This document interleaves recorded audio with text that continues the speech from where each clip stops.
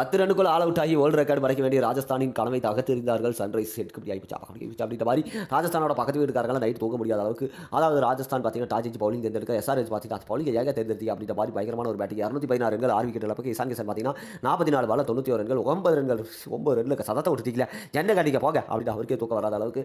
அதுக்கப்புறமா இறங்கின ராஜஸ்தான் பார்த்தீங்கன்னா பயங்கரமாக ஆடுவாங்க இன்னைக்கு, அவ்வளோதான் அப்படின்ட்டு எல்லாரும் டிவி ஆன் பண்ணி இந்த உலகமே தூங்காத நேரத்தில் கடைசியில் இப்படி பண்ணி போட்டீங்க அப்படின்ற மாதிரி 2 ரன்னுக்கே 4 விக்கெட் போயிடுது. இன்னைக்கு 4 ரன்னுக்கு 2 விக்கெட் அப்படின்னு கேட்டோம்னா எங்கள் அம்மா அங்கே ஆகாவளி அங்கே 2 ரன்னுக்கு 4 விக்கெட் போயிடுது அப்படின்னு எங்கள் அம்மா. யாருக்கு ஏற்ற பிரஃபுல் பயங்கரமான ஒரு பவர்ஃபுல்லான ஒரு பவுலர் போல பவர் பிளேயில் வந்து பயங்கரமாக சொல்லி எழுதிட்டார். அவ்வளோதான் ராஜஸ்தான் முடிஞ்சு போச்சு. அதுக்கப்புறமா சகிப் ஹசைன் வேறு அவர் ஒரு 4 விக்கெட் எடுக்க, மலிங்கா ஒரு 2 விக்கெட் எடுக்க, மொத்தம் வேகப்பந்து வீச்சாளர்களே மொத்தமாக முடிச்சிட்டாங்க வேகமாக. இதனால 159 ரன்னுக்கு ஆல் அவுட் ஆன ராஜஸ்தான் பார்த்தீங்கன்னா நிறுத்து என்ன நீங்கள் ஆடுமா நீ சொன்னதை பார்த்தா 10 ரன்னுக்கு ஆல் அவுட் ஆயிருக்குன்னு பார்த்தா 159 யார் அடிச்சாங்க அப்படின்னு பார்த்தீங்கன்னா ரவீந்திர ஜடேஜா சிஎஸ்கேவில் பயங்கரமான ஒரு ப்ராக்டிஸ் எல்லாம் எடுத்திருந்ததுனால அவர் பார்த்தீங்கன்னா விக்கெட்டை காப்பாற்றிட்டார். அவர் இல்லை அவ்வளோதான் முடிஞ்சு போயிருக்கு. அதில் டிஃபன் பெரேரா அவரும் பார்த்தீங்கன்னா தன்னுடைய பங்களிப்புக்காக 60 ரன்களை அடிக்க, அவ்வளோதான். இவங்க 2 பேரும் இல்லை அப்படின்றால் கண்டிப்பாக 10 ரன்னுக்குள்ள ஆல் அவுட் ஆகியிருக்கும் ராஜஸ்தான். எப்படி படிப்பட்டீங்க அவங்களாம் நம்பி நாங்கள் போக ரொம்ப வருத்தமாக இருக்குதுங்க.